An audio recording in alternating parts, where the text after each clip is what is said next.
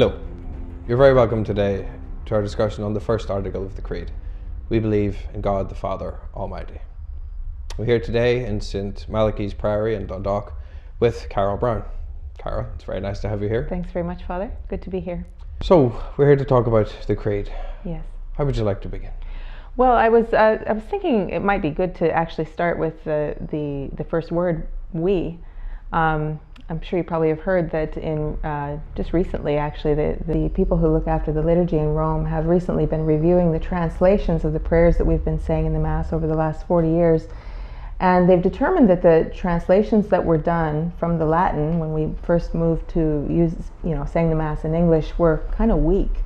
So one of the things that they looked at, for example, is that in Latin, the Creed actually begins with the word Credo. Which means I believe. Yeah, not we believe. So there's an emphasis or a sort of a reintroduction of a focus on the belief of the individual person. Of course, when we're in Mass, we are all saying it together. So there's kind of an implicit we in our prayer together as a community when we together say, I believe. But when a number of individuals perhaps don't actually believe and they still mouth the words we believe, it leaves the faith community a bit confused as to, well, do we believe this or not? For example, I was recently reading some statistics about the church in France that indicated that, very few people in France actually go to church anymore, okay? Of the few people who go to church anymore, 24% of them don't believe in the resurrection of Jesus from the dead. And almost 50% of them don't believe in the resurrection of any of us from the dead. Okay, those are key articles of our faith, but they don't believe, if you ask them on a personal level if they believe it, they don't believe it. So the church is kind of refocusing our prayer now on the individual person. This, of course, it's not just a move towards individualism. Obviously, we Catholics need the support of each other. That's right. But it's also true that the weakness of faith on the part of individual believers ends up impacting the whole community. I know so many young people who've gone through an experience of what we might call adult conversion. They've had an awakening in their faith at a certain point in their life, and they've woken up to find themselves feeling completely alone in the church, that nobody kind of knew what they meant or knew what they were talking about. I myself grew up in the United States, and I had an experience like that, and I chose to go to a Catholic university because I thought I would find other people who were excited about their faith. But in fact, I didn't find very many people who were excited about their faith. In fact, quite the opposite, living in a way that was very contrary to their faith, and I found myself feeling quite alone. So it makes you kind of wonder when we say we believe and we kind of go through the motions that way, is it not maybe time in the life of the church to refocus on the level of the person? What do you personally believe? Have you taken this on board? Have you affirmed in an act of faith yourself what the church actually teaches? Yeah, I think it was Pope John Paul. He remarked about this growing tendency in the church for faith to become a gesture. Yes. And really an empty gesture. Yeah. Where people go through the motions, especially when they go to Mass and things like that. That they don't really believe, but they go because they can't kind of shake off this kind of cultural mode. That's right. Of being religious. Yes, right. Yeah, he talked about that a lot, especially in his document Ecclesia in Europa, when he was reflecting on the situation of the church in Europe. And it's not just Europe that struggles with this. I think the whole church throughout the West, America, South America, and certainly the European countries, that many of the baptized have never had an experience of personal conversion, and the necessity of helping the baptized to have that personal conversion is really kind of coming to the fore now. So this change in the Creed, the change in the translation from Latin to the English, it brings a renewed focus on each person, but it also then, we begin with I believe. Yes, I believe in one God. So it might be good now to talk about why we as Catholics believe in one God. Yeah, that's kind of a daring claim to make, that there is in fact only one God, but it is a claim that we share with the other great monotheistic faiths, Judaism and Islam. That's correct. We as Catholic Christians are strict monotheists, along with our Jewish brothers and sisters and the people of Islam. Unlike some other religions, which are polytheists, like the Hindu faith, for example, they would believe in many gods. I was in India a couple of different times, and the locals there were explaining to me that in Hinduism there are somewhere around the area of maybe 3.3 million so-called gods that they worship. And you can walk down a street any day and find these little chalk drawings around a rock where people have thrown a bit of change in, where somebody had set up a shrine basically to some little so-called god there. It really is it's a challenge to us to say, okay, well, if they believe in many and we believe in one, who's right? And how do you know who's right? So if someone were to ask you why Christians insist on the singular nature of God, and why they then as a consequence would reject the notion of many gods, how would you respond to such a question? Well, the short answer is because God said so. We believe that God has revealed the truth about himself. And our story, actually, our Catholic story, is actually part 2 of a much bigger story that actually began with the story of the Jews. The history of the Jews is actually chapter 1 of our big salvation history story, right? And one of the key players in salvation history, in the Jewish history, is a man named Abram. And Abram had a powerful encounter with God. He could actually hear God's voice. And the interesting thing about Abraham's dialogue with God is that when God said he was going to do something to Abraham, it happened. Sometimes it took a long time to happen, but it happened. He heard God's voice, he followed God's instructions, words and deeds matched up.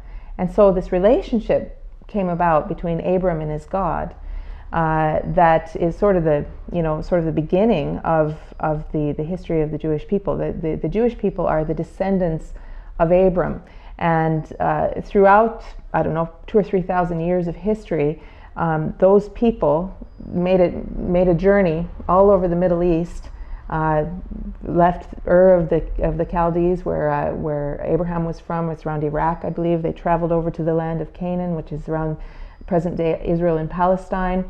Then they were down into Egypt for a while, and then back up into Israel and present-day Israel and Palestine. And they traveled all around the place, always in communication with this God, the God of Abram, and his son Isaac, and his son Jacob. And it kind of was passed on down through the generations, this belief in this one God whose name was Yahweh. He actually gave himself several names: Yahweh, El Shaddai, Adonai, all kinds of different kind of special names that God gave to himself. Anyway, as they journeyed through history in the company of this God, they also encountered all these other religions along the way who were involved in other religions, worshiping local so-called gods, multiple gods around the place. Sometimes they were worshiping rocks. Sometimes they were worshiping animals. Down in Egypt there was quite a strong tradition of animal worship. So like you see the great Sphinx down there, where the person is kind of half animal, half cat, or something to that effect.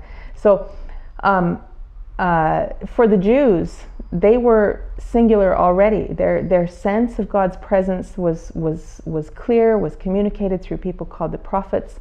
And Moses, for example, went to the mountain and heard from God a code of conduct. This is how I want you to behave. 10 Commandments, we call them.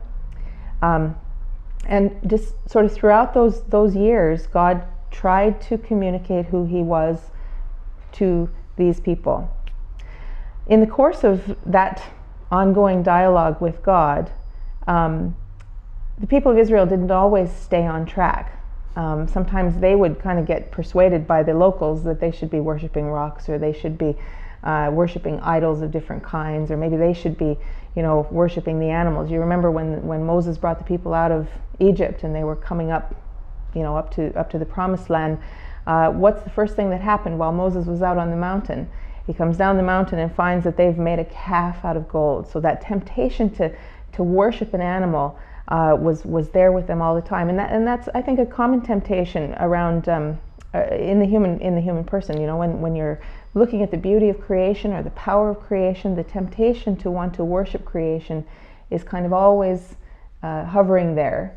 And God wanted to impress very strongly on these people, look, there's only one, I am He, I am God, there is only one God. And for 3,000 years, over and over and over again, He asked them to repeat that to themselves. In fact, Moses taught them a prayer. It's called the Shema Israel prayer. I don't know do you know this prayer? I do, yes. Yeah. Hear, O Israel, the Lord your God is one God. Him alone shall you worship. And He said, I want you to write this on your forehead and bind it to your wrists. And they took it so literally that they actually put the words of that prayer into these little leather boxes, and they strapped them to their foreheads and they strapped them to their wrists. These are called phylacteries. You still see, if you go to Israel today, I think you still see traditional Jews that use these things. So that very clear communication from God, there is only one God. He hammered it and hammered it and hammered it to them. And again, you know, they kept kind of wanting to check out other gods, you know, just to see what was going on over there. I guess I suppose then they must have been quite like ourselves. That the temptation to have many gods is always with us. Yeah. But you talk there about God speaking to His people, and I suppose really that you're talking there about God's revelation of Himself. That's right. God was revealing the truth about Himself. He was revealing His oneness. In our creed, we say, I believe in one God, the Father, the Almighty, the Creator of heaven and earth. That's another important dimension of our understanding of God. Not only is He one, but He is the one who created everything else. He created creation. He created, the beautiful rivers and the mountains and the rocks and the trees and the universe, the gorgeous universe that we have the opportunity to live in. He created you and He created me and all of the other things, the animals, the people, He created all of it. Now, that being the case, and us being kind of how we are, always tempted to gravitate towards the worship of creation, God wanted to also make it clear, look, I created this apart from me, right? Creation is not God. Creation is a dependent creature. It can't exist on its own. It didn't make itself. I remember not too long ago I ran into a man, we were talking about religious things, and he was actually he'd been Catholic his whole life, was a regular mass attender, and he said to me, you know what I think? I think we're all gods. And I said, really? And he said, yes. He said, I mean, just look at all the amazing things we can make. You know, we can build things and we can create things. And I said, well, you didn't make yourself now, did you? But that's a very interesting point. And we'll continue our discussion in part 2.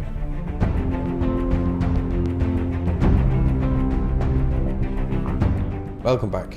In the first part of our discussion, we talked about God being one. And now I think it would be time to turn to the second thing that we say about God in the Creed, that God is a Father. So Carol, what can you tell us about God, the Father?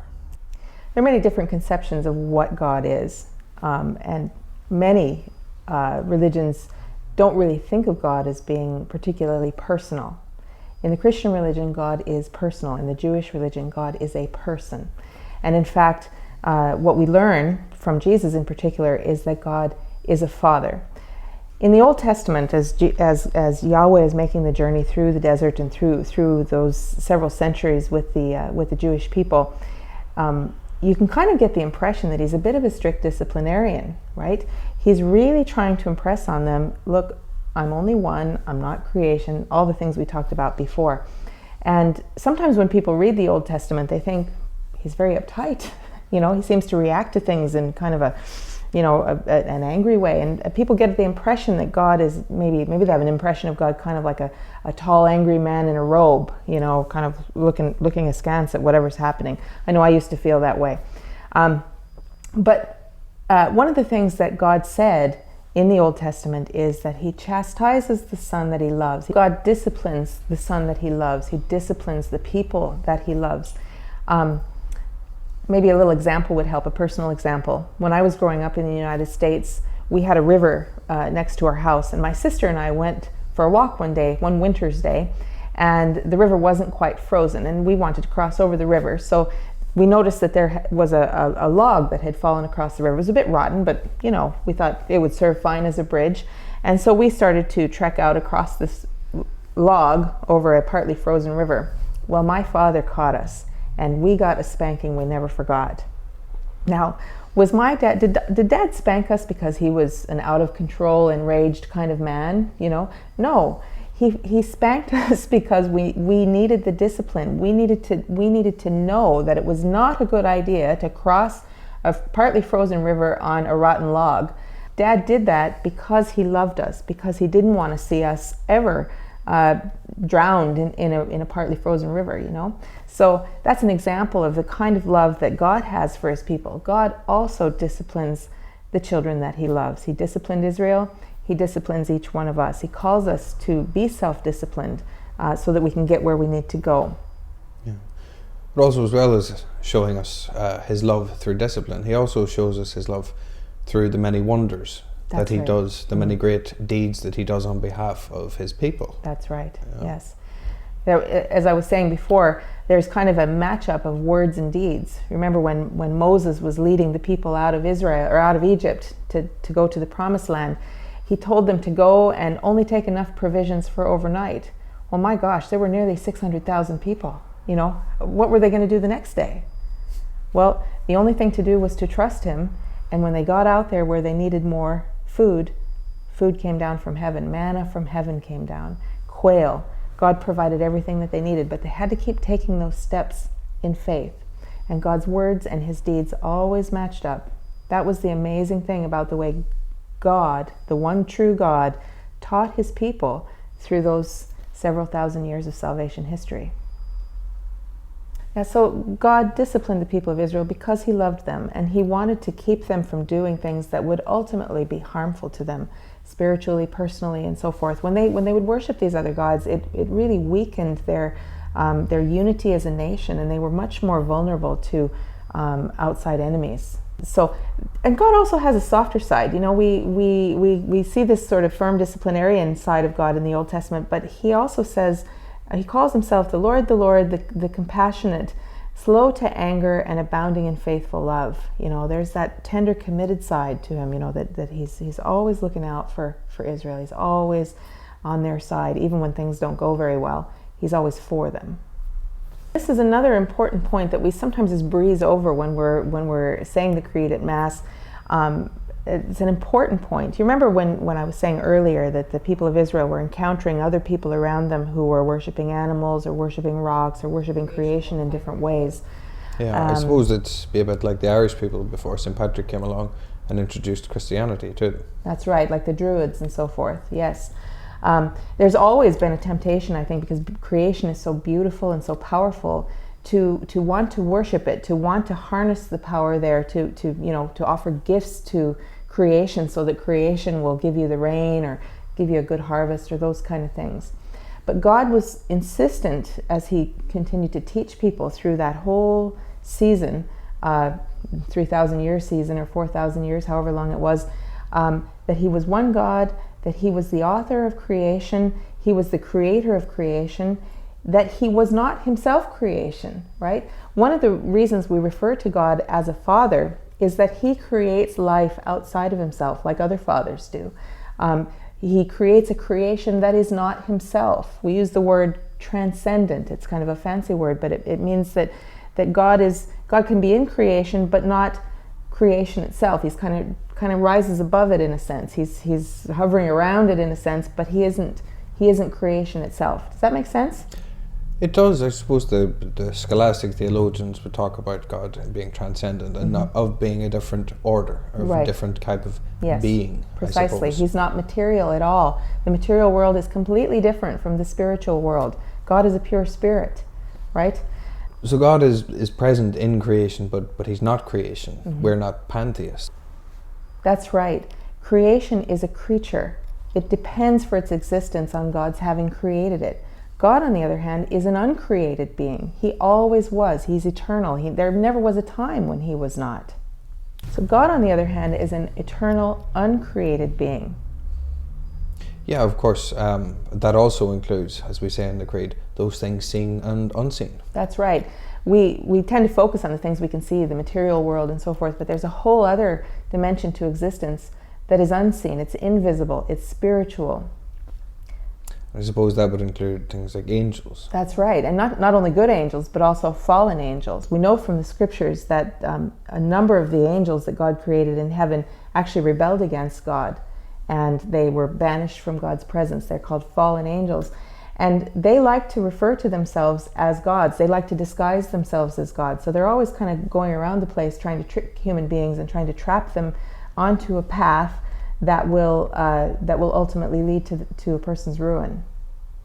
That's why dabbling in angel worship or angelolatry is such a dangerous thing. Yeah. And so many people these days, they have a great belief in spirits. They call themselves spiritual. Right. Without being necessarily religious. Right. In any of the traditionally defined ways. Correct, yeah. And because there are so many fallen angels that are out there kind of willing to guide them off the right path, it can just be kind of a spiritually dangerous world out there, so to speak. So would that explain then polytheism? I think it could be one part of the explanation. You know, I think between fallen angels that are operating in disguise as gods, so-called gods, and also the natural human inclination to worship creation, it creates a powerful combustible kind of combination of, you know, to kind of create an alternative worldview. Is it a true worldview or a false worldview? That's the question that really is before us right now. The proposal of the Catholic religion is that there is only one God and that He created everything else, seen and unseen. That's what we're summarizing here in the Creed. So with all these angels both good and bad, floating around, if I might say so, do you think people could have come to a belief in a singular God by themselves? Well, there have been people, yes, who with the help of just unaided reason have been able to come to the conclusion that probably there is only one God. For example, the ancient Greek philosophers, if you remember Socrates and Plato and Aristotle, you've probably heard of these guys, they're fairly famous. They would have come out of a very polytheistic background. You've heard of gods like Zeus and Jupiter and Mars and so forth. I don't know if they're all Greek gods or if they're Roman gods. I'm not really, I don't know the distinctions between the two, but Greek was a polytheistic culture. And yet the philosophers, the more they thought about things and just reasoned through it, they concluded that probably there's only one God.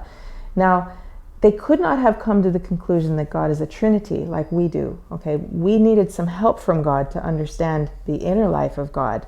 So God spent all that time in the Old Testament affirming and affirming and affirming there is only one God, but it wasn't the end of the story. Jesus, when He came, revealed that there's more to the story, and we'll be getting into that the next time. So you can get some distance with the help of unaided reason. The Greeks made a lot of progress in that regard, but you can't get the whole story. In that regard, when God wanted to reveal the full truth about Himself, He had to actually send Jesus to explain the rest of the story, and we'll get into that later. Sounds intriguing. Thank you very much, Carol. It's been a very informative and interesting talk. Thanks for having me, Father. You're very welcome. Well, thank you for being with us. I hope you have enjoyed this section of our talk on the Creed.